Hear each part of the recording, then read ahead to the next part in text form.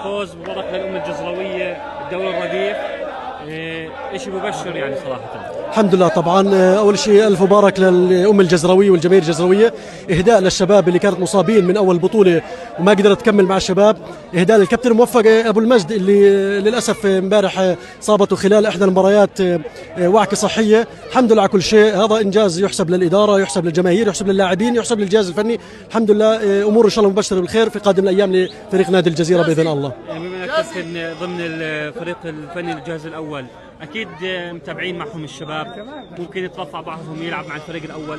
بالفعل في بعض اللاعبين محطوط العين عليهم، في بعض اللاعبين بيتمرنوا اصلا مع الفريق الاول وشاركوا في بطوله الدرع الاخيره اللي صارت درع الاتحاد اللي صارت قبل فتره في ملعب الزرقاء.